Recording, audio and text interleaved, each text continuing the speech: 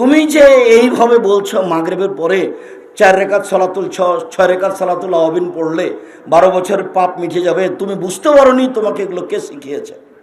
এগুলো তোমার ভুল। তুমি যে সব কথাই বলছো যে বুবুর কথা নাকি বুখারীতে আছে, বিশ্বাস করো। চাঁপাইনবাবগঞ্জের দ্বীনি মুসলিম বোন, আপনাকে আমি অনুরোধ জানাচ্ছি, আমি আব্দুর রাজ্জাক বিন ইউসুফ আপনার দ্বীনি ভাই, আপনি ধর্মের ব্যাপারে আমার সাথে পরামর্শ করেন, আপনার জন্য ভালো হবে। আমি আব্দুর রাজ্জাক বিন ইউসুফ 26 বছর থেকে ফতোয়া লিখি। কতদিন থেকে? 26 বছর থেকে ফতোয়া লিখি। 88 আগস্টের 20 তারিখ রোজ বুধবার বিকেল 3টে থেকে আমি শিক্ষক, বুখারী মুসলিম পড়াই। আর 32 বছর থেকে বক্তব্য দিচ্ছি, 34 বছর থেকে আমি শিক্ষকতা করছি। আপনার বিদ্যে বেশি, আমার চর্চা বেশি আছে, আপনি এটা মনে রাখবেন।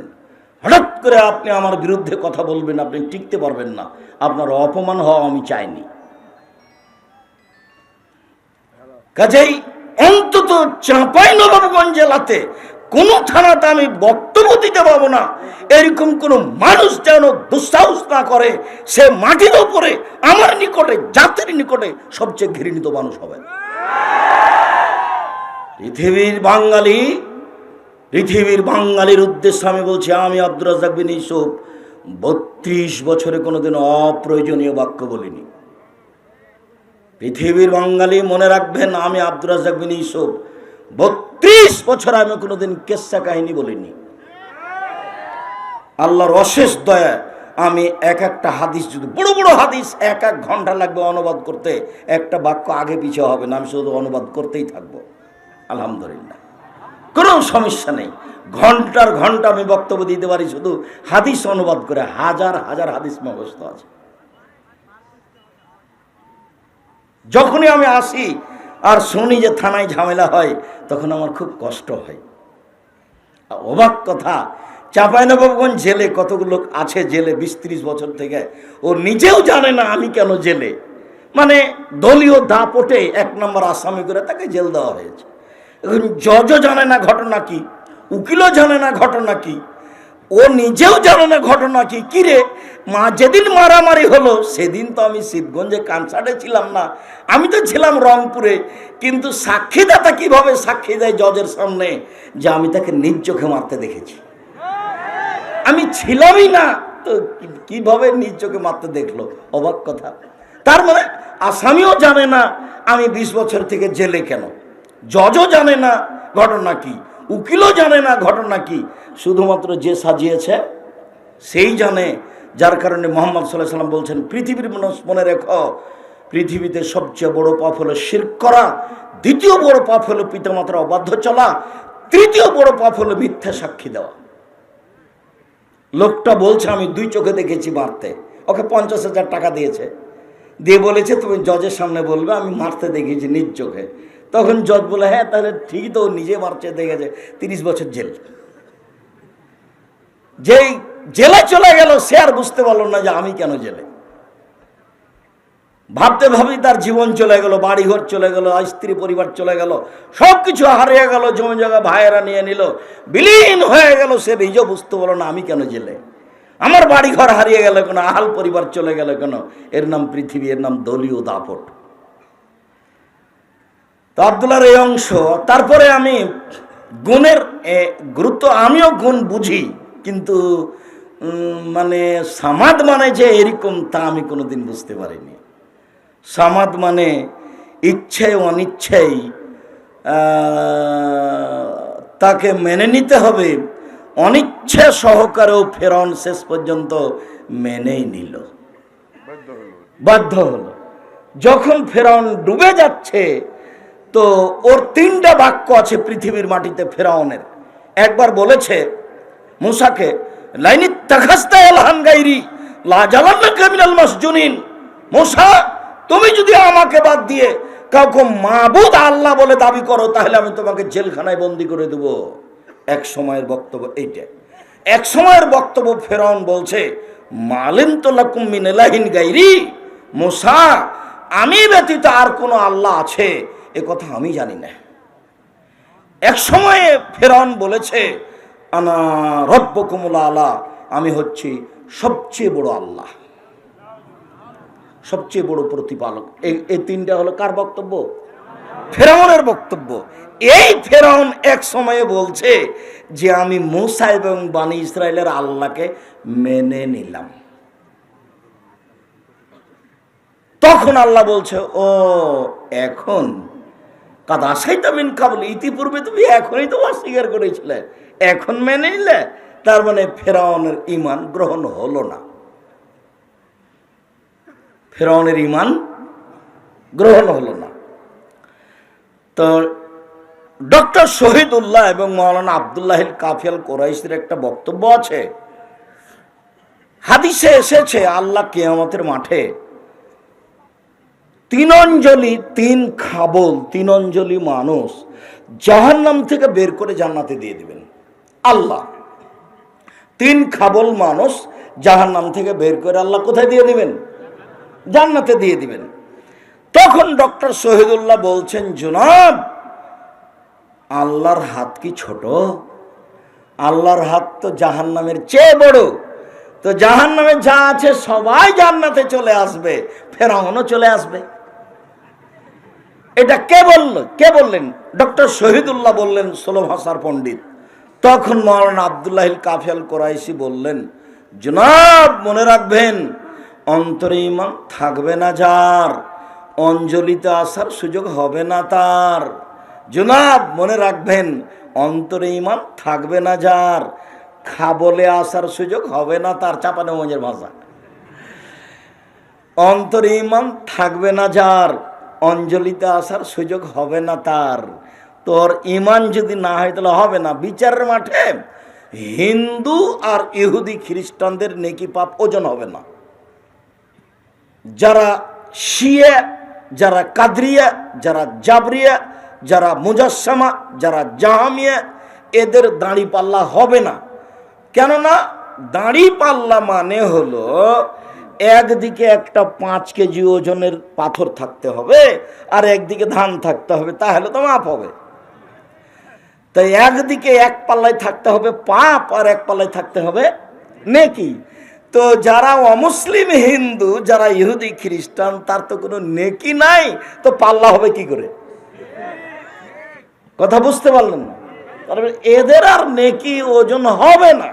তো আল্লাহ এদেরকে জাহান্নামে দিবেন কিভাবে?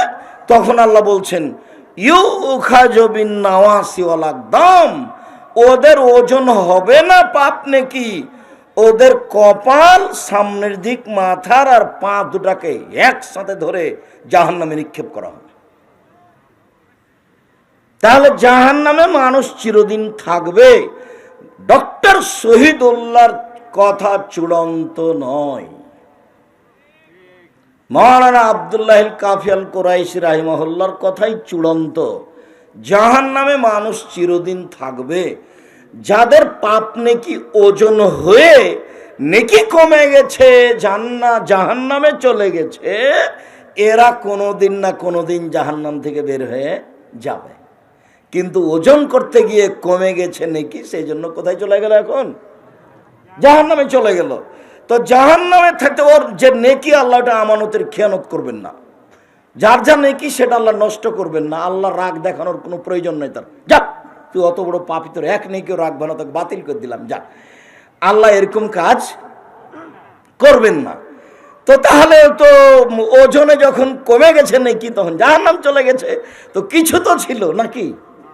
তো কিছু যেহেতু ছিল, কাজে 200 বছর, 50 বছর, 1 বছর, কোনোদিন না কোনোদিন ও জাহান্নাম থেকে বের হয়ে জান্নাতে যাবে। বুখারী জি সাজা খাটার পর বুখারী মুসলিমে ওদের নাম এসেছে জাহান্নামী। ওদের নাম কি এসেছে? জাহান্নামী। ওদের নাম এই নামই ডাকা হবে, ও জাহান্নামীরা শোনো। মানে জান্নাতে চলে গেছে, তবু জান্নাতে চলে গেছে, তবুও কি নাম? জাহান্নামী নামটা পড়ে গেছে। তো উপস্থিত বৈঠকের দিনী মুসলিম বোন, দিনী মুসলিম ভাই, যে মানুষ বেশি জায়গা পেলেন না। আমি আব্দুর রাজ্জাক বিন ইউসুফ অনেক কষ্ট করে এসেছি গত রাত্রে, যদিও আমি বাড়িতে এসেছি, তারপরেও আমি গত রাত্রে 2টা প্রোগ্রাম ছিল, জোর করে প্রোগ্রামটা চাপানো হয়েছিল। তাই দিনে ছিল সেই কোথায় আসামের পাশে ভুরুঙ্গামারি, ওখান থেকে এসেছিলাম লালমনিরহাট। লালমনিরহাটে প্রোগ্রাম শেষ করে রংপুর শহর দিয়ে পার হচ্ছিলাম, তখন যারা খেলাচ্ছে, খেলেনি তো যারা খেলা দেখছে, এদের অবস্থা এটা দেখলাম। এরপরে প্রতিষ্ঠানে এসে কিছু কাজ টাজ, তারপরে আমি এসেছি। আমি আপনার বাড়ির মানুষ এসেছি, আপনি জানেন যে আমি আব্দুর রাজ্জাক বিন ইউসুফ এসেছি, তারপরে আপনি বাড়ি চলে গেলেন কেন? আপনি কি নিজের ঘরের মানুষকে অপমান করতে চান? তা আপনি রাস্তায় দাঁড়িয়ে আছেন কেন? এই ছেলে, বোকা ছেলে, তুমি রাস্তায় দাঁড়িয়ে আছো কেন? তোমার শরম হয় না? তোমার লজ্জা হয় না? তোমার ইতস্তবোধ হয় না? আসলেই তোমার লালন পালনের ত্রুটি আছে। এই ছেলে, তুমি যাকে মা বলেছে সে তোমার মা নয়, এ তোমার খালা। ভুল বুঝেছ, আজকে এটাই প্রমাণ করব, তারপরে আমি আলোচনায় যাচ্ছি। তুমি এসে চলে গেলে কেন?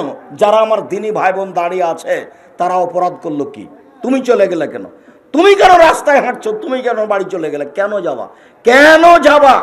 আমি আব্দুর রাজ্জাক বিন ইউসুফ তোমার বাড়ির মানুষ এসেছি, তুমি তো আসবা, এখানে হিন্দু এসে বসে থাকবে?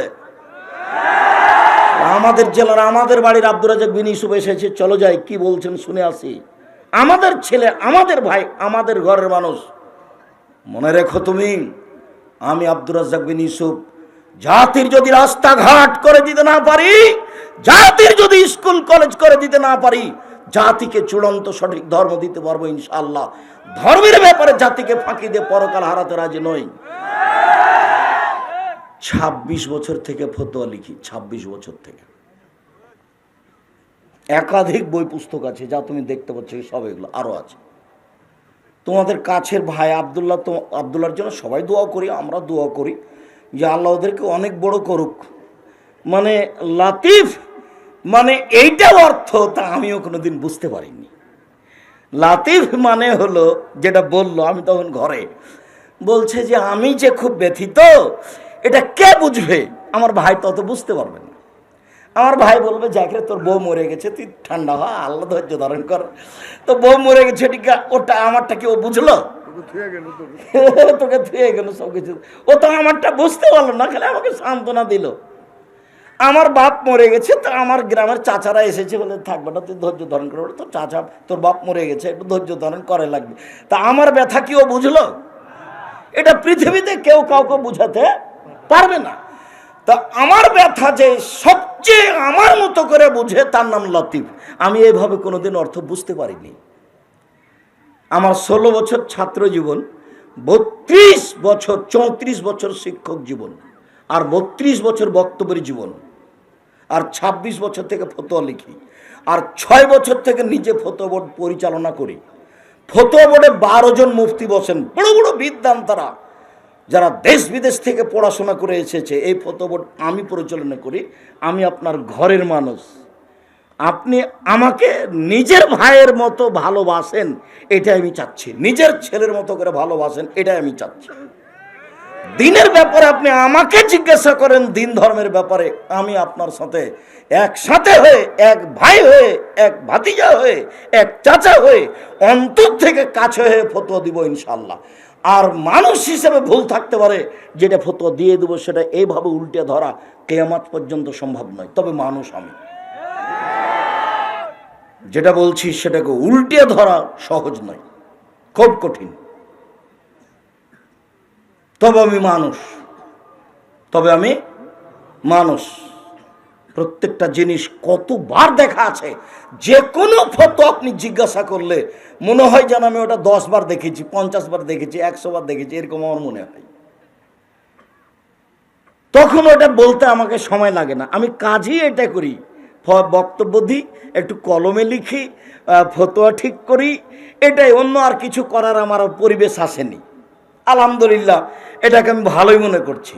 আর আমি যে বলি যে জাতির যদি রাস্তাঘাট করে দিতে না পারি, কলেজ স্কুল করে দিতে না পারি, কে বললে পারি না? আলহামদুলিল্লাহ, জামিয়া সালাফিয়া ডাঙ্গিপাড়া পাওয়া রাজশাহী 26 থেকে 30 বিঘা জমির উপরে, জামিয়া সালাফি রূপগঞ্জ নারায়ণগঞ্জ 51 বিঘা জমির উপরে, জামিয়া সালাফিয়া আপনার বড়ি যেটা দিনাজপুর সেটা 20 বিঘা জমির উপরে, জামিয়া সালাফিয়া যেটা গড়তে যাচ্ছে বরিশাল সেটা শহরের পাশে 7 বিঘা জমির উপরে, জামিয়া সালাফির জমি রেডি আছে চট্টগ্রামে, জমি রেডি আছে ফরিদপুরে, জমি রেডি আছে নোয়াখালীতে, জমি রেডি আছে কুষ্টিয়াতে, জমি রেডি আছে ময়মনসিংহে, জমি রেডি আছে সিলেটে।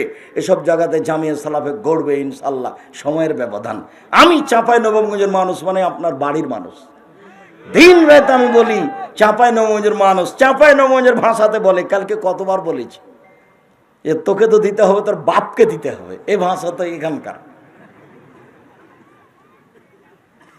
যখন আপনি আমার বিরুদ্ধে থানাতে কিছু বলতে চান তখন আমার যে কত কষ্ট হয়, আমি তখন আমার মনে পড়ে যে আমি আসলে তাকে বুঝাতে পারলাম না। আমি তো তার সবচেয়ে কাছের মানুষ, কেন সে আমার বিরুদ্ধে থানায় গেল? সে বোন হোক আর ভাই হোক, তুমি বিশ্বাস করো আমি মানুষ, ওর টিকার কোনো পথ নাই। যার বিরুদ্ধে গেছে থানায় বলতে, যে গেছে তার অতীতের 100 বছর আমি চ্যালেঞ্জ করলাম, তার বাপ, তার দাদা, তার বংশে কেউ শুধু কোরআন হাদিস অনুবাদ করে বক্তব্য দিয়েছে, কথা বলতে পারবে না। আর ও বলতে পারবে না যার পক্ষে গেছে, আমার বিরুদ্ধে থানাতে গেছে। আমি আব্দুর রাজ্জাক বিহিস বলছি, 32 বছর থেকে মা কোনোদিন অপ্রয়োজনীয় বাক্য বলিনি, একটু বলুক না দেখি। তুমি দিনী বোন, তুমি দিনী বোন, আপনি দিনী বোন, আপনাকে আমি অনেক ভালোবাসি। আপনি আমার খালা, আপনি আমার মা, আপনি আমার চাচি, তুমি আমার দিনী বোন। তুমি যার পরামর্শে ফতোয়া দিয়ে বেড়াচ্ছ, ভুল দিয়েছে। আমি আব্দুর রাজ্জাক বিন ইউসুফ, তুমি যদি আমার কাছে ফতোয়া নাও ইনশাল্লাহ ভুল হবে না, তবে আমি মানুষ। অতএব আমার পরামর্শকে প্রাধান্য দেওয়া ভালো হবে, আমি এটাই মনে করি। সম্মানিত দিনী ভাই বোন, এইখানে লতিফ আর ওয়াকিলের এইটা তর্জমা, ওয়াকিল একটু বুঝতে পারতাম, কিন্তু লতিফ যে এইরকম অনুবাদ সেটা আমি কোনোদিন বুঝতে পারিনি। আর সামাদের যে এটা তর্জমা, এটা আমি কোনোদিন ধরতে পারিনি। আমি বলেছি নিরপেক্ষ মুখাপেক্ষীহীন, সামাদ হলো নিরপেক্ষ মুখাপেক্ষীহীন, বহুদিন তর্জমা করেছি। সামাদ হলো নিরপেক্ষ মুখাপেক্ষীহীন। তো আমি আর একটু বলে যাই, ইসমে আজম নামে দোয়াটার কথাটা আমার দিনী ভাই বোন যারা যেখানে আছেন, রাস্তাঘাটে আছেন, চলে আসেন। আমার আরো দিনী ভাই 5 জন দাঁড়িয়ে কথা শুনছে, আপনিও শোনেন। এই ছেলে, তুমি রাস্তায় দাঁড়িয়ে আছো কেন? এখন ওখানে কথা বলছো কেন? কোন শরমে?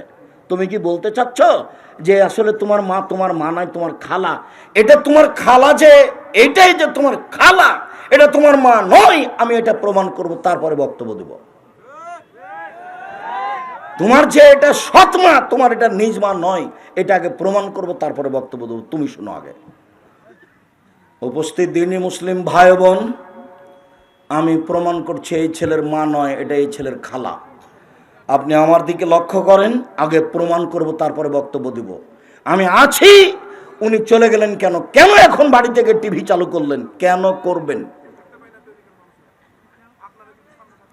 আমার দিনী ভাই বোন যারা দেখতে পাচ্ছেন ভালো, দেখতে না পাইলেও কিছুক্ষণ কষ্ট করেন, কি করা যাবে? এখন ইনাদের কাছে যদি আমরা দাবি জানাই যে আমাদের বসার ব্যবস্থা করে দিন, তা কি পারবে? পারবে না। তা একটু ধৈর্য ধারণ করি। যাক, আব্দুর রাজ্জাক সাহেব আগে প্রমাণ করেন যে এটা আমার মা নয়। আচ্ছা ঠিক আছে, আমি এটা প্রমাণ করি, তারপরে কথা। জাবের রাদিয়াল্লাহু তাআলা আনহু বলেন যে আমরা রাসূলের সাথে একবার যুদ্ধ করে আসছিলাম, মদিনায় ঢুকবো।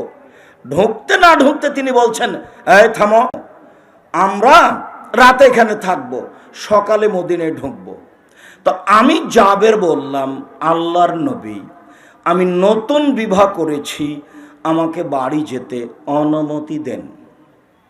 আমি এটুকু বলতেই আল্লাহ রাসূল বলতে লাগলেন, ও তুমি নতুন বিবাহ করেছো, বিকরানাম সাইয়্যিবা, তুমি কুমারী মেয়ে বিবাহ করেছো না তালাক প্রাপ্তা মেয়ে বিবাহ করেছো? তুমি অবিবাহিতা মেয়ে বিবাহ করেছো না তালাক প্রাপ্তা মেয়ে বিবাহ করেছো? তখন আমি বললাম, সাইয়্যিবা, আমি তালাক প্রাপ্তা মেয়ে বিবাহ করেছি। ওর আগে বিবাহ হয়েছিল, তার স্বামী তাকে ছেড়ে দিয়েছে, আমি তাকে বিবাহ করেছি। তো এইটুকু বলতেই আল্লাহ নবী বলছেন, হাল্লা বিক্রান তোলায় বাহা তোলায় বোকা, তুমি কুমারী মেয়ে কেন বিবাহ করলে না? তুমি তার সাথে খেলতে, ও তোমার সাথে খেলতো। তুমি অবিবাহিতা মেয়ে কেন বিবাহ করলে না? তুমি তার সাথে খেলতে, ও তোমার সাথে খেলতো। তুমি কুমারী মেয়ে কেন বিবাহ করলে না? তুমি তার সাথে খেলতে, ও তোমার সাথে খেলতো। আল্লাহ নবী এই কথাগুলি বললেন। তখন জাবের বলছেন, তাহলে শোনেন, আমি তালাকপ্রাপ্ত মেয়ে কেন বিবাহ করলাম? আমার বাপ ওহুদের যুদ্ধে শহীদ হয়েছেন 6 জন মেয়ে রেখে। আমার 6 জন বোন আছে। আমার বোনদের সমবয়সের মেয়েকে আমি বিবাহ করিনি 4টা কারণে। আল্লাহর নবী, আমার বাপ ওহুদের যুদ্ধে শহীদ হয়েছেন, 6 জন মেয়ে রেখে আমার 6টা বোন আছে। আমার বোনদের সমবয়সের মেয়েকে আমি বিবাহ করিনি 4টা কারণে। আল্লাহর নবী, আমার বাপ ওহুদের যুদ্ধে শহীদ হয়েছেন 6 জন মেয়ে রেখে। আমি আমার বোনদের সমবয়সের মেয়েকে বিবাহ করিনি 4টা কারণে। এই 4টা কারণই হচ্ছে আমার মায়ের জন্য, তোমার মায়ের জন্য, সবার মায়ের জন্য।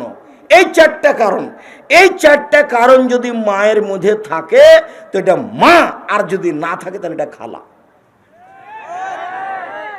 একলে তোয়ার দেবাহন না, আমার স্ত্রী যেন আমার বোনদেরকে শিষ্টাচার শেখাতে পারে, শিষ্টাচার। এই কারণে আমি তালাকপ্রাপ্তা মেয়ে বিবাহ করেছি।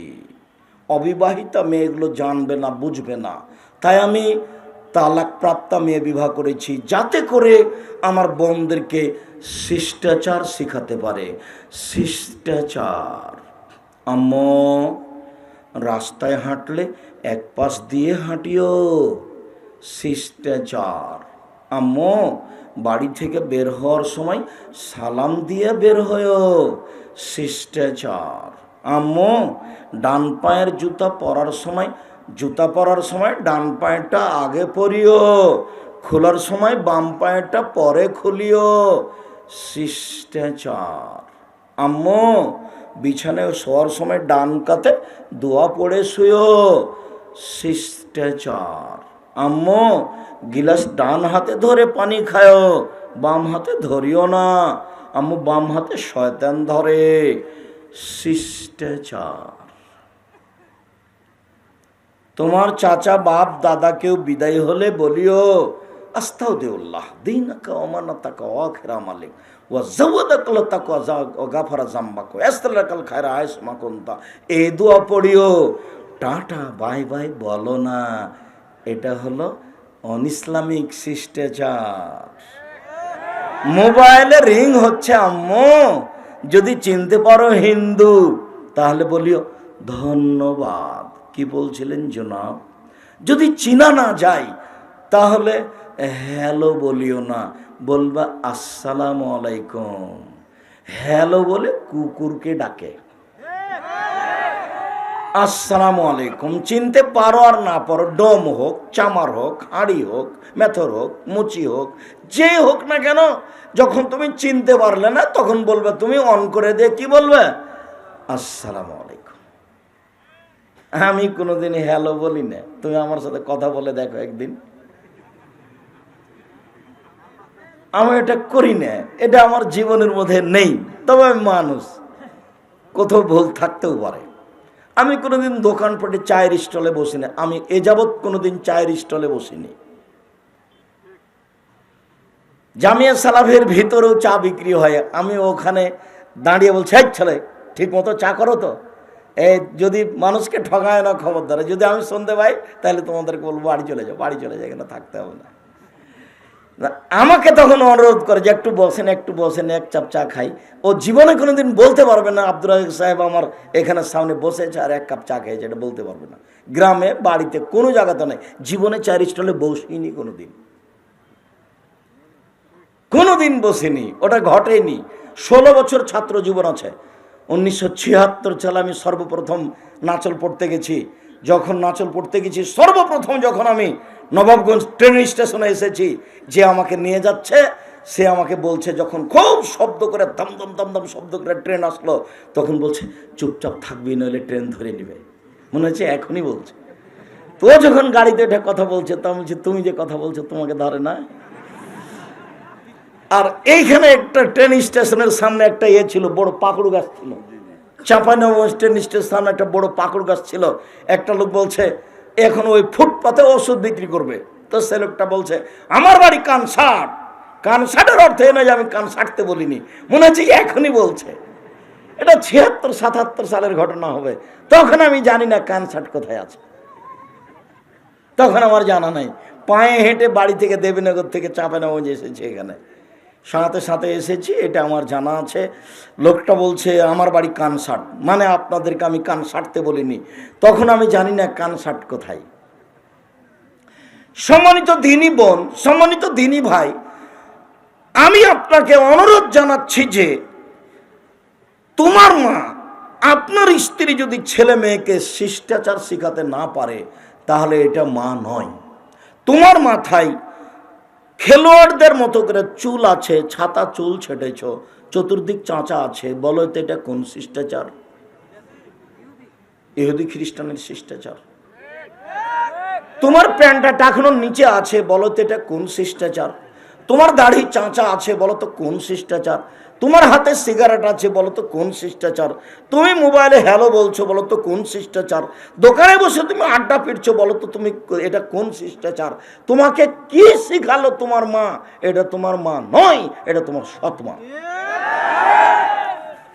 2, অতলে মোহন্না, আমার স্ত্রী যেন আমার বোনদেরকে বিদ্যা শিখাতে পারে। বিদ্যা, আম্মু জোহরের সালাত 4 রাকাত ফরজ পড়তে হয়, আগে 4 রাকাত সুন্নাত, পরে 2 রাকাত সুন্নাত, 6 রাকাত সুন্নাত পড়লে জান্নাতে ঘর বানানো হয়। আম্মু জোহরের আগে 4 পরে 4, 8 রাকাত সুন্নাত পড়লে জাহান্নাম হারাম হয়ে যায়। আম্মু মাগরিবের পরে সালাতুল আওয়াবিন পড়তে হয় না। আম্মু মাগরিবের পরে শুধু 2 রাকাত। সালাতুল আওয়াবিন হচ্ছে 10:30 11টার সময়, 11:30টার সময় সালাতুল আওয়াবিন। ওই শব্দটা আল্লাহ নবী নিজে উচ্চারণ করে বলেছেন, সালাতুল আওয়াবিন। আম্মু চাস্তের সালাতের চেয়ে সালাতুল আওয়াবিন বেশি দামি। কখন? 10:30 11টা 11:30টার সময়। আম্মু বিদ্যা, বলো তো তোমার মা তোমাকে কি বিদ্যা শিখিয়েছে? 3, অতুরাত যারা হন না, আমার স্ত্রী যেন আমার মাথার চুলকে, আমার বোনদের মাথার চুলকে চিরুনি করে সাজগোজ করে ভালো করে ঢেকে সব কিছু ঠিকঠাক করে রাখতে পারে। আমার স্ত্রী যেন আমার বোনদের মাথার চুলকে চিরুনি করে সুন্দর করে পরিপাটি করে সাজগোজ করে রাখতে পারে। এই জন্য আমি আমার বোনদের সমবয়সের মেয়েকে বিবাহ করিনি। আমি তালাক প্রাপ্ত মেয়েকে বিবাহ করেছি যাতে এগুলি পারে। এইবার আমি আপনাকে বলি, আপনার স্ত্রী এখানে বসে আছে, আপনার মেয়েটা ক্লাস 10-এ পড়ে, পাশে বসে আছে, গল্প করছে, মাথায় পাঞ্জার পাঞ্জার চুল আছে, শীতের দিনে চুল ছাড়া আছে। বলেন তো আপনার স্ত্রী কি শিষ্টাচার শিখিয়েছে বাচ্চাকে? আসলেই কি এটা আপনার স্ত্রী, না কিভাবে আপনি সংসার করছেন? না এটা আপনার সৎ স্ত্রী? এগুলো বাচ্চাকে দেখে না। স্ত্রী সৎ হয় না, ঠিক বলেছেন। এটা কি বাচ্চার সৎ মা? মানে পরের স্ত্রী। এটা কি আপনার আর একজন স্ত্রী? আল্লাহ রহম করো, সৎ মা। জি। 4, অতাকুম আলাইহিন্না, আমার স্ত্রী যেন আমার বোনদের উপরে পাহারা দিতে পারে। মা মানে পাহারাদার, মা মানে পাহারাদার, মা মানে পাহারাদার। চাঁপাইনবাবগঞ্জে একটা ফ্যাক্টরি খোলা হয়েছে, মালিক 3 জন গার্ড পাহারাদার রেখেছেন। সকালে শুনলেন ঠিক মতো রাতে পাহারা দেয়নি, ঘুমিয়েছিল। মালিক সকালে তাকে বিদায় করে দিবে। আপনার স্ত্রী আপনার বাচ্চার উপরে পাহারা দেয়নি, এখন আপনি স্ত্রী কি করবেন দেখেন। আমি তালাক দিতে বলিনি, তবে স্ত্রী যদি পরিবারকে দেখতে না পারে তাকে তালাক দেওয়া ভালো, এটা আমার পরামর্শ। মা হলে 4টে জিনিস লাগে। এই ছেলে, তোমার এটা মা কি না তুমি আমাকে বলবা। 1 শিষ্টাচার, 2 বিদ্যা, 3 চিরণী, 4 পাহারাদার। তোমার মা তোমার জন্য এবং তোমার বোনের জন্য শিষ্টাচার শিখানোর দায়িত্বশীল মহিলা।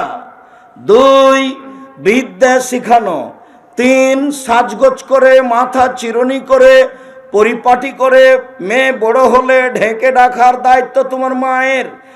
4 তোমার মা পাহারাদার। পাহারাদার মানে গতকালকে বিকাল 2টার সময় স্কুল থেকে এসেছিল মেয়ে, আজকে 2টা 20 মিনিটে এসেছে। ওই সময়তে আপনার মা, এই ছেলে তোমার মা আপনাকে বলছে আপনার স্ত্রী ফরজ সালাত আদায় করে সুন্নাত পড়তে যাচ্ছিল, তখন মেয়ে দরজাতে দেড়ির মাঝে এসে বলেছে আসসালামু আলাইকুম। তখন আপনার স্ত্রী আর সুন্নাত পড়তে পাবে না। আম্মু শোনো। কি আম্মু? কালকে 2টা এসেছিলে, আজকে 2টা 20 বাজলো কেন? এই 20 মিনিট তল্লাশি চালাতে হবে, তাহলে এ মা। কথা বুঝাতে পারি মনে হয়? তাহলে এটা পাহারাদার। আমি ঠিক বলেছি, তোমার মা নয় এটা। তোমার মা এ কথা ঠিক, তবে আসলে মায়ের দায়িত্ব পালন করেনি। হয় খালা, না হলে সৎ মা। এ কথাই ঠিক। ও খালার স্থানে আছে, ও সৎ মায়ের স্থানে আছে। তুমি তোমার মাকে বলে দিও, আম্মা 4টে জিনিস করা লাগে মা হয়ে থাকলে।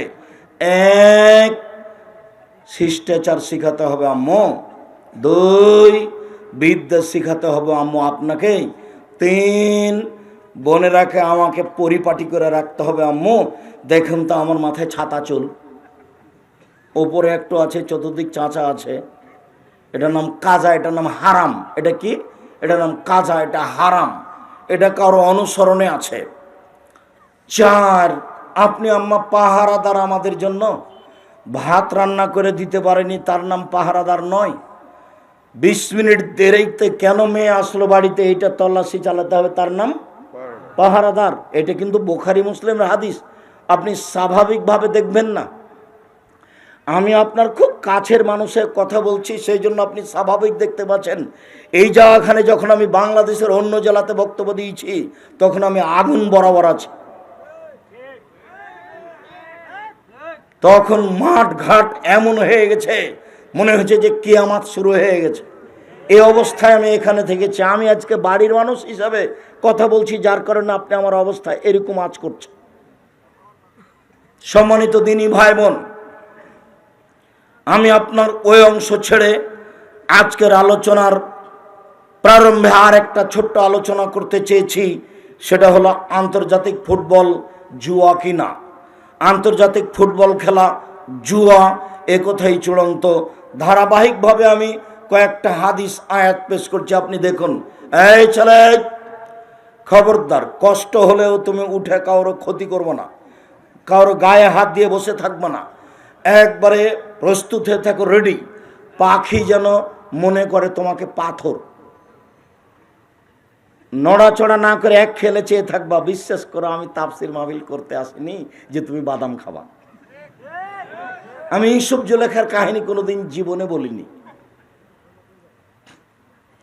আমি দাউদ আলাইহিস সালাম আর একটা মেয়ের প্রতি আসক্ত হয়েছেন, হয়ে এরকম কিছু করলেন, এই কাহিনী আমি জীবনে বলিনি। আমি লিখে দেখিয়েছি। বই না হলো তাফসির কি মিথ্যা হতে পারে? মানে ওই বইয়ে যত তাফসির আছে সবই মিথ্যা। তাফসির মাহফিল ঠেকানোর জন্য এটা লিখেছি।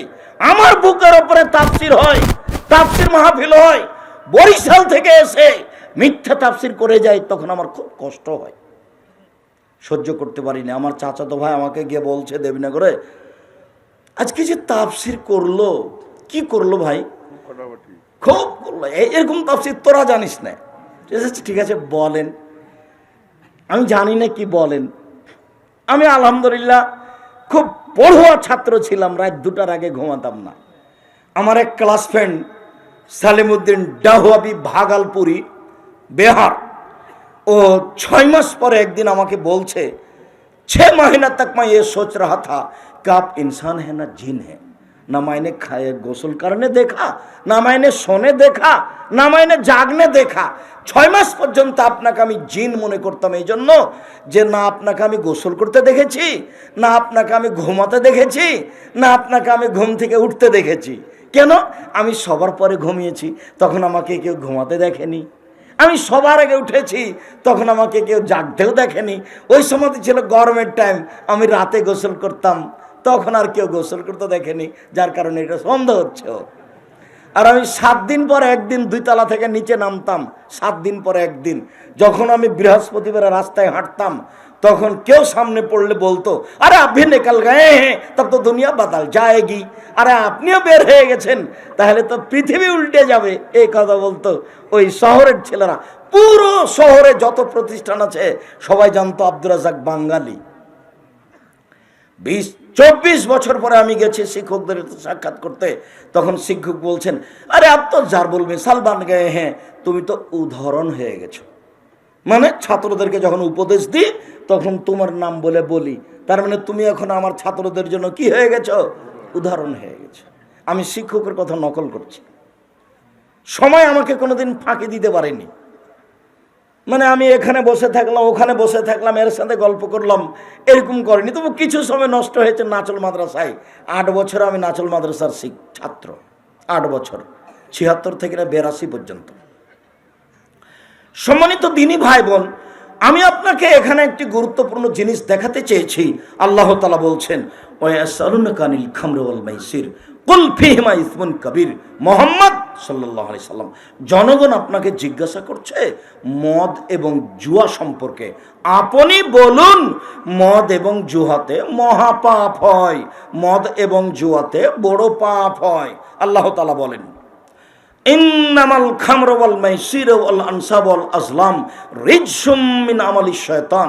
নিশ্চয় মদ খাওয়া, জুয়া খেলা, মূর্তির আস্তানায় যাওয়া, লটারি ক্রয় করা শয়তানের কাজ, চিরদিনের জন্য হারাম। জুয়া হারাম।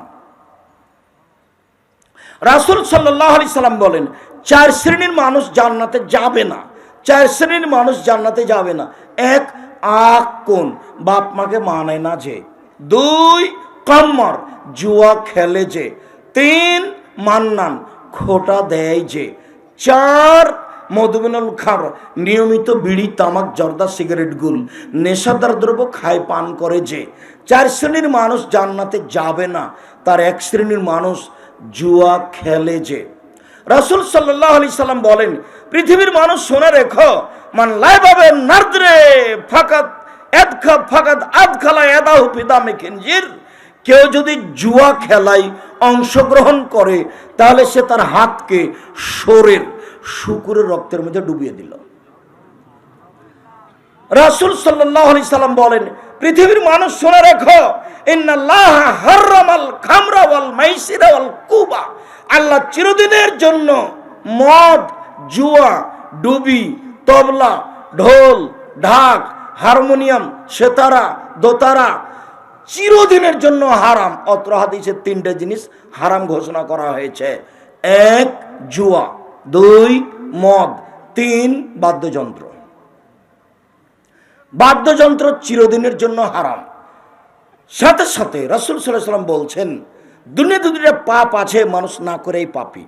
দুনিয়াতে 2টা পাপ আছে, মানুষ না করেই পাপী। তার একটা হলো এই, কোনো মহিলা যদি সাজগোজ করে পুরুষের পাশ দিয়ে হাঁটে, কোনো মহিলা যদি সাজগোজ করে পুরুষের পাশ দিয়ে হাঁটে, তাহলে ও ব্যভিচারিণী, ও ব্যভিচারিণী, ও ব্যভিচারিণী। অথচ ও জেনা করেইনি, অথচ রাসূল সাল্লাল্লাহু আলাইহি সাল্লাম কথাটা 2 বার বা 3 বার বললেন, ও ব্যভিচারিণী, ও ব্যভিচারিণী, সাজগোজ করেছে, হেঁটেছে সেই জন্য। আচ্ছা বলো তো, আমাদের দেশের থুবড়াতে ওই যে মহিলাটা বসে আছে ক্ষীর সামনে করে, মেয়েটা, সারা গ্রামের লোক তার মুখে ক্ষীর তুলে দিল, এটা কেমন কথা হলো? আল্লাহ নবী বলছেন বউ স্ত্রীর মুখে কিছু তুলে দিতে হয়, তাহলে সাদকার নেকি হয়। এ কোন ধরনের নোংরা নীতি? বুঝলাম এটা চাচা, এটা দাদা, এটা খালা, এটা ফুফু। আরে চাঁপাইনবাবগঞ্জের তো গোটা গ্রামই চাচা। তো সবাই যদি চাচা হয় তো পর্দা করবে কার সাথে? সবাই যদি ভাই হয় তাহলে পর্দা করবে কার সাথে? তাহলে পর্দা লাগবে না, পর্দা উঠে গেছে গ্রাম থেকে। ওটা চাচা, এটা ভাই। তো এখন ভাই নিজের ভাই না চাচা, নিজের চাচা না কি, মানুষ তার একটু ভাবে না। নিজ চাচা ছাড়া চাচা তো, নিজ চাচা তো চাচার সাথে বিবাহ জায়েজ, নিজ চাচা ছাড়া। তার মানে আমার দাদার 2-3টে ছেলে, এরা হলো আমার বোনের নিজ চাচা। আমার দাদার নিজ ভাই আছে, দাদার নিজ ভাই নাই, চাচা দাদা, ওদের ছেলেগুলো যেগুলো ছেলে মেয়ে আছে এর সাথে বিবাহ জায়েজ।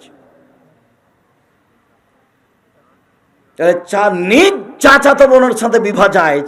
তখন নিজ চাচাতো বোনের মেয়েটা খালি বলছে মামা মামা, তো এখন মামার সাথে বিবাহ। আরে কেমন করে হয়ে গেল মামার সাথে বিবাহ হয়ে গেল ভাগ্নির? আরে ওর মাকেই তো বিবাহ করা জায়েজ, চাচাতো বোনকে বিবাহ করা জায়েজ নয়? তো চাচাতো বোনকেই যদি বিবাহ করা চলে তো চাচাতো বোনের বেটিকে চলে না? তো তাহলে কেমন হয়ে গেল? চাচাতো বোনের বেটি তো দিনরাত মামা ডাকে, ডাকুক, তাতে কি আছে? বিবাহ জায়েজ। কেন? ওর মাই তো জায়েজ, তো বেটি জায়েজ, উপরেরটাই তো জায়েজ, তো নিচে চলে গেছে তো বাদার যাওয়ালা জায়েজই, কোনো সমস্যা নাই। চট করে এই কথাটা মনে পড়লো। এখানে আমার অনেক কথা আছে, একটু পরে ফিরে আসছি। যে দুনিয়াতে দুইটা পাপ আছে মানুষ না করে এই পাপী। তার একটা হলো এই, মহিলা মানুষ যদি সাজগোজ করে পুরুষের পাশ দিয়ে হাঁটে তাহলে ব্যভিচারণী ও ব্যভিচারণী ও ব্যভিচারণী, এ কথা রাসূল সাল্লাল্লাহু আলাইহি ওয়াসাল্লাম বলেন। অথচ মেয়েটা জেনা করেনি, কাজটা কত অপরাধ। রাসূল সাল্লাল্লাহু আলাইহি সাল্লাম বলছেন, পৃথিবীর মানুষ শুনে রেখো, কেউ যদি কাউকে বলে আসো জুয়া খেলি, খেলেইনি, খালি বলেছে লাউকা মেরোকা, তোমার সাথে জুয়া খেলবো, আসো জুয়া খেলি, তাহলে 10 জন ফকিরকে 1.25 কেজি করে 12.5 কেজি চাউল জরিমানা দিতে হবে। বুঝা গেল না? ও জুয়া খেলেনি, খালি কি বলেছে আসো জুয়া খেলি। জুয়া খেলি এই শব্দটাই এত বড় অপরাধ যে ওকে কি করতে হবে? এর কারণে কাফফারা দিতে হবে। কতটি কাফফারা দিতে হবে? 12.5 কেজি চাউল। কয়জনকে দিতে হবে? 10 জন ফকিরকে দিতে হবে 1.25 কেজি করে। এই কথা মুহাম্মদ সাল্লাল্লাহু আলাইহি ওয়াসাল্লাম বলেন। এইবার আপনাকে আমি বুঝালাম যে জুয়া কি জিনিস, জুয়া কত বড় খারাপ। এবার একটু বলি জুয়া কাকে বলে। প্রত্যেক যেই খেলাতে টাকার হার জিত রয়েছে সেটাই হলো জুয়া। প্রত্যেক যেই খেলাতে টাকার হার জিত রয়েছে সেটাই হলো জুয়া। প্রত্যেক যেই খেলাতে টাকার হার জিত রয়েছে সেটাই হলো জুয়া। আমি খেলা বুঝতে পারি আর না পারি, যা এখন আছে, যা তখন ছিল, যা 100 বছর পরে জন্ম নেবে, প্রত্যেক যেই খেলাতে টাকার হার জিত হবে সেটার নাম কি? জুয়া। এখন দেখা যাক আন্তর্জাতিক ফুটবল খেলায় টাকার হার জিত আছে কিনা। শুধু টাকা নয়, বিলিয়ন বিলিয়ন ডলার খরচ আছে, ট্রিলিয়ন ডলার খরচ আছে, কোটি কোটি ডলার খরচ আছে। মানে পৃথিবীতে এর চেয়ে বড় জুয়া নয়, এর চেয়ে বড় জুয়া পৃথিবীতে নেই। 1, 2, এই খেলাকে লক্ষ্য করে মানুষ 2 ভাগে ভাগ আছে। ও বলছে এ যদি জয় হয় তাহলে আমি গরু জবাই করব, এ যদি পরাজয় হয় তাহলে আমি আত্মহত্যা করব। 2 ভাগ হয়ে দিন রাত কাটাচ্ছে। 2টা ভাগ সবসময় হিংসা চলছে, মুখামুখি। কোথায় খেলা? ব্রাজিলে, আপনার কাতারে, আর আমরা এখানে একজন আর একজনের সাথে লেগে আছি। শুধু তাই না, আরো দেখাই, সারা পৃথিবী জুড়ে যত ফেস্টনে কাপড় কিনা হয়েছে পর্দায়, তাতে কত লক্ষ টাকার কাপড় আছে, মানুষের হিসাব নাই। ফেস্টন কেন? এই পতাকার জন্য কত কাপড় কিনা হয়েছে, কত লক্ষ টাকার কাপড় আছে, তার কোনো হিসাব না। আপনাকে আমি বলি, মাগুরা জেলায় একটা লোক জমি বিক্রি করে 7.5 কিলোমিটার লম্বা করে পতাকা ঝুলিয়েছে। ফেনী জেলায় একটা লোক 4.5 কিলোমিটার লম্বা করে পতাকা ঝুলিয়েছে। আপনাকে আমি বাস্তব বলছি। সাথে সাথে আরো এই খেলাকে লক্ষ্য করে সবাই হাততালি দিচ্ছে। হাততালি ইহুদি খ্রিস্টানদের কাজ। এই খেলাকে লক্ষ্য করে সারা পৃথিবীতে কত টিভি টেলিভিশন ব্যবহার হচ্ছে, কত খরচ আছে, সাথে সাথে কত কোটি কোটি নারী ল্যাংটা হয়ে নাচছে, সাথে সাথে সারা পৃথিবী জুড়ে কত মানুষ খেলা দেখার নামে কাতারে গিয়ে বাসা ভাড়া করে আছে। এই খবর কি জানেন? মানে সারা পৃথিবীর যারা বিত্তশালী তারা খেলা বাস্তব দেখার জন্য কোথায় গেছে? কাতার চলে গেছে, কাতারে বাসা ভাড়া করে আছে। সব মিলে দেখেন তো কত খরচ আছে। তারপরেও যদি এটা হারাম খেলা না হয়, তাহলে হারাম খেলা কোনটা? আমি বক্তব্যে বলেছি এই খেলাটা এত বড় হারাম, এই খেলাটা এত বড় হারাম, এই খেলাটা এত বড় হারাম যে এই খেলাটা যদি জিবরাইল আলাইহিস সালাম খেলেন একদিকে, আর একদিকে মালাকুল মউত যদি হন, আর এটা কাবা ঘরের মাঠে যদি হয় তবুও হারাম। বুঝাতে পারিনি আমি কত দূরে গেছি। খেলার একদিকের প্লেয়ার কে? জিবরাইল আলাইহিস সালামের একদিকের কে? আজরাইল, মালাকুল মউত। খেলাটা হচ্ছে কোথায়? কাবা ঘরের মাঠে, তবুও হারাম। এই খেলার গল্প যেখানে চলে সেখানে বসে থাকাও হারাম। এবার আপাতত এইটুকু কথা শেষ করার আগে আর একটু কথা আছে। এই ছেলে তুমি চিনতে পারোনি, ওরা কারা? ওরা হলো ইহুদি, ওরা হলো খ্রিস্টান। ওরা ইহুদি, ওরা খ্রিস্টান, ওরা ইহুদি, ওরা খ্রিস্টান। ওরা আমাদের নবীকে বলেছেন ভুয়া নবী। ওরা আমাদের নবীকে বলেছে ভুয়া নবী।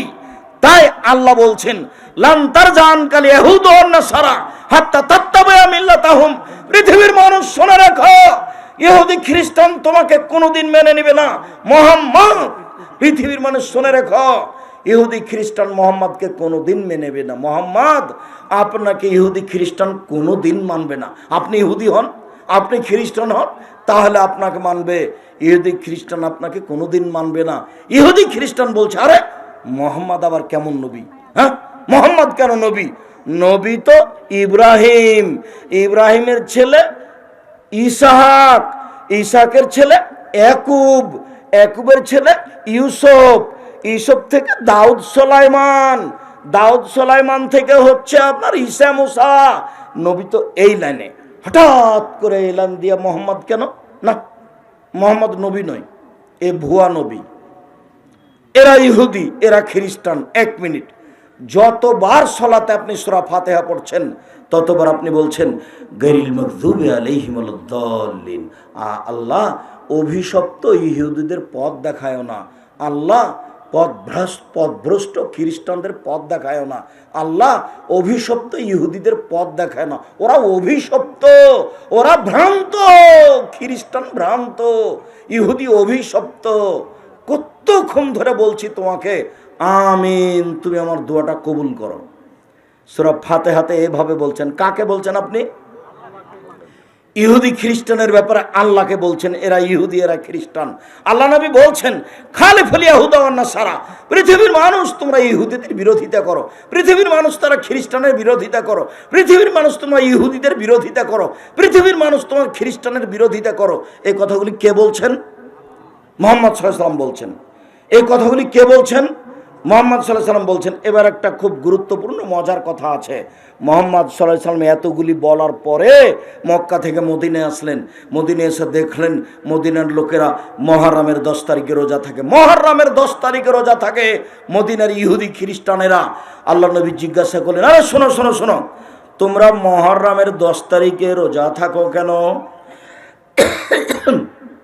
ইহুদিরা বলল, কেন আপনি জানেন না? মুহররমের 10 তারিখ তো বড় দিন। এই দিনে আল্লাহ ফেরাউনকে ডুবিয়ে দিয়েছেন, এই দিনে আল্লাহ মুসাকে বাঁচিয়ে দিয়েছেন, এই দিনে আল্লাহ ফেরাউনকে ডুবিয়ে দিয়েছেন, এই দিনে আল্লাহ মুসাকে বাঁচিয়ে দিয়েছেন। এই দিন তো বড় দিন, সেই জন্য আল্লাহর শুকরিয়া আদায় করে, আল্লাহ তুমি এত বড় কাজ করেছো, কি করব তোমার, আমরা শুকরিয়া আদায় করি। তাই মুহররমের 10 তারিখে সিয়াম থাকছি। তখন মুহাম্মদ সাল্লাল্লাহু আলাইহি ওয়াসাল্লাম বলছেন, আরে শোনো শোনো শোনো, শুকরিয়া আদায়ের ব্যাপারে আমি তোমাদের চেয়ে বেশি হক রাখি। আমিও মুহররমের 10 তারিখে সিয়াম থাকলাম, সঙ্গী সাথী সাহাবীগণ 10 তারিখে সিয়াম থাকো। যেমন বলেছেন তেমনি সাহাবীগণ খেপে উঠে বলছেন, বলেন কি আপনি? মুহররমের 10 তারিখে সিয়াম থাকবো মানে? মুহররমের 10 তারিখ ইহুদি খ্রিস্টানদের বড় দিন। মুহররমের 10 তারিখে সেম থাকবো কেন? থাকবো না। আপনি দিন রাত বলছেন তাদের বিরোধিতা করতে হবে। আচ্ছা আচ্ছা আচ্ছা আচ্ছা ঠিক আছে, থামো থামো থামো। শোনো, আমি যদি সামনে বছর বেঁচে থাকি তাহলে মুহররমের 9 তারিখও সেম থাকবো। 9 তারিখ হবে বিরোধিতা, 10 তারিখ হবে শুকরিয়া। বুঝা গেল না কথা? মুহররমের সিয়াম কয়টা? 2টা। মুহররমের সিয়াম কয়টা? 2টা। 9, 10। 9 কিসের জন্য? বিরোধিতার জন্য। 10 কিসের জন্য? শুকরিয়া আদায়ের জন্য। 10 তারিখে কি হয়েছিল? ফেরাউন ডুবে গেছে, আল্লাহ মুসাকে বাঁচিয়ে দিয়েছেন, এই জন্য ওরা শুকরিয়া আদায় করছে। তা আল্লাহ নবী বললেন তাহলে আমরা শুকরিয়া আদায় করবো, আমরা শুকরিয়া আদায় করবো, মুহররমের 10 তারিখে সেম থাকবো। তখন সাহাবীগণ বলেন না না না না না না, এটা হতে পারে না। বলো এখন ব্রাজিলের পতাকা কি করবা? যদি মোটর সাইকেলে থাকে ফেলে দিয়ে পেশাব করে যায়। দেখো, না না না, অসম্ভব। মুহররমের 10 তারিখে সিয়াম থাকবো না, এদিন হলো ওদের বড় দিন, কেন থাকবো? তখন আল্লাহ রাসূল বলছেন থামো থামো থামো থামো থামো থামো, আমি যদি সামনে বছর বেঁচে থাকি তাহলে মুহররমের 9 তারিখও সিয়াম থাকবো। তাহলে 9 তারিখ কি হবে? বিরোধিতা। 10 তারিখ কি হবে? শুকরিয়া। মুহাম্মদ সাল্লাল্লাহু আলাইহি ওয়াসাল্লাম নীতি তোমাকে শোনালাম। সম্মানিত দিনী ভাই বোন, খুব সাবধান। এতক্ষণ পর্যন্ত নীতিগত কথা বললাম, এবার আল্লাহ রাসূলের আফসোস বলি। আফসোস, আল্লাহ রাসূলের দুঃখ, আল্লাহ রাসূলের আফসোস। পৃথিবীর মানুষ শোনা রেখো, আমার উম্মত ইহুদি খ্রিস্টানদের সাথে নীতিতে মিশে যাবে। ডান হাতের বিঘত যেমন বাম হাতের সমান, ডান হাতের বিদ্যা যেমন বাম হাতের সমান, সমান সমান যেমন আমার উম্মত পাপ করার ব্যাপারে ইহুদি খ্রিস্টানদের সাথে মিশে যাবে তেমন। এটার মধ্যে একটু কম অবস্থা আছে কি? ডান হাতের বিদ্যা আর বাম হাতের বিদ্যা কত বড়? একই সমান। আল্লাহ নবী এ দিয়ে কি বললেন? আমার উম্মত ইহুদি খ্রিস্টানদের সাথে সব অন্যায় মিশে যাবে, একবারে হুবাহু। এই কথা বলার পর আবার বলছেন থামেনি। এগুলো কিন্তু দুঃখজনক কথা। পৃথিবীর মানুষ শুনে রাখো, ডান পায়ের জুতা যেমন বাম পায়ের সমান, ডান পায়ের জুতা যেমন বাম পায়ের সমান, আমার উম্মত ইহুদি খ্রিস্টানদের সাথে অন্যায় পাপে মিশে যাবে তেমন সমান সমান। এখনো কথা শেষ হয়নি, আরো দুঃখজনক কথা আছে। পৃথিবীর মানুষ শুনে রাখো, ইহুদি খ্রিস্টান যদি মায়ের সাথে জেনা করে পাপ করতে করতে, তো আমার উম্মত মায়ের সাথে জেনা করবে। মনে হয় কথা বুঝাতে পারলাম না। সব হাদিস বুখারী মুসলিম। বলো এবার তুমি পতাকাটা কি করবে? পুড়িয়ে দিতে হবে, জ্বালিয়ে দিতে হবে, পেশাব করে দিতে হবে। ওরা ইহুদি, ওরা খ্রিস্টান, সার্বিক সম্ভবপর চেষ্টা চালাতে হবে। সম্মানিত দিনী ভাই বোন, আপাতত এইটুকু বলে আমি আমার আলোচনাতে সংক্ষিপ্ত কথায় আসি। এই ছেলে বসো, থামো, বিরক্ত হয়েও না। আমিও ক্লান্ত মানুষ, কাছাকাছি চলে এসেছি। আল্লাহ বলছেন যে ফানকেহু মা তাবা লাকুম মিনান নিসায়ে, পৃথিবীর মানুষ যাকে ভালো লাগে তাকে বিবাহ করো। এ কথার অর্থ কি শুধু সুন্দরীগুলোর বিবাহ হবে আর যেগুলো সুন্দরী নয় সেগুলোর বিবাহ হবে না? জি না, এটা তাকদির। খালি আপনাকে আল্লাহ খুশি করে দিলেন, আল্লাহ আপনাকে খুশি করে দিলেন, তখন আপনি বললেন আচ্ছা ঠিক আছে, এটা ভালো নয়, না এটা ভালো নয়, এটা ভালো নয়, আমি সুন্দরী দেখে বিবাহ করব। সুন্দরী দেখে বিবাহ করার সিদ্ধান্ত নিলেন, কিন্তু ঘুরতে ঘুরতে ঘুরতে ঘুরতে ঘুরতে যেটা তাকদিরে লেখা আছে সেটাই ঠিক। এটা যে আল্লাহ আপনাকে বললেন, খুশি করে দিলেন আল্লাহ আপনাকে, পৃথিবীর মানুষ যাকে ভালো লাগে বিবাহ করো, এটা খুশি করা হলো না? তখন তো আমি আর আপনি বলবো যে যেগুলো সুন্দরী নয় সেগুলো বাদ পড়ে যাবে। কিন্তু তাকদিরের কলকাতা ওপরে আছে। এখন ঘুরতে ঘুরতে বলছে আম্মা ওই মেয়েটা সুন্দরী হলেও ওদের যেন বাড়ি ঘরটা কেমন লাগলো, আমাকে ভালো লাগলো না। আম্মা এই মেয়েটা সুন্দরী না হলো এদের সব সেট ভালো, আম্মা এটাই সিদ্ধান্ত নেন, তাই না? আম্মা এটাই সিদ্ধান্ত নেন। এ দেখেন হয়ে গেছে, কলকাতা ওপরে ঘুরছে, তার নাম তাকদীর। 2, আল্লাহ বলছেন ফানকাহুন্না বেইজনে আহলিহিন্না ওয়াতুহুন্না ওয়াজুরাহুন্না, পৃথিবীর মানুষ মেয়েদেরকে বিবাহ করো বাপকে বলে, মোহর দিয়ে বিবাহ করো, চিরদিনের জন্য যৌতুক হারাম, চিরদিনের জন্য ফার্নিচার হারাম। যা খাট খাটলা চৌকি বাক্স তোমার শ্বশুর দিয়েছে, আগামীকাল সন্ধ্যা হতে হতে ফেরত দিতে হবে। আমি অন্য জায়গাতে বলেছি, সেই ভাষাগুলো তোমার কাছে আমি বলতে কষ্ট পাচ্ছি। আমি বলেছি ভিক্ষা করে খাও। চাঁপাইনবাবগঞ্জ ট্রেন স্টেশনে যাও, বাপ বেটা ভিক্ষা করো, যা পাবা এই দিয়ে ফার্নিচার কিনো, এই দিয়ে বিবাহ করো। শ্বশুরের কাছে ফার্নিচার লি না কেন? কেন নিবা? কেন নিবা? বাচ্চা হওয়ার সময় তো তোমাকে আমাটা ব্যবহার দিতে হবে। কেন? কেন মাছ দিতে হবে? কেন খাসি দিতে হবে? তুমি দিয়ে আসো। তুমি বাপের বেটা, বাপ বেটা ইনকাম করে বিবাহ করতে গেছো। আল্লাহ তো বলেছেন টাকা থাকলে বিবাহ করো। নবী বলছেন এক পৃথিবীর মানুষ যুবক দল শোনো, যার টাকা আছে সে বিবাহ করবা। টাকা যদি না থাকে তাহলে রোজা থাকো, রোজা থেকে থেকে থেকে যৌবন ধ্বংস করে দাও, বিবাহ করিও না। বিবাহ করলে কি লাগবে? টাকা লাগবে। এই কথা মেয়ের বাপকেও আল্লাহ নবী বলেননি, আল্লাহ বলেননি, মেয়েকেও বলেননি। আল্লাহে, আল্লাহর কসম, আল্লাহর কসম, আমি আব্দুর রাজ্জাক বিন ইউসুফ আলহামদুলিল্লাহ কোরআন হাদিস মোটামুটি ভালোই বুঝি।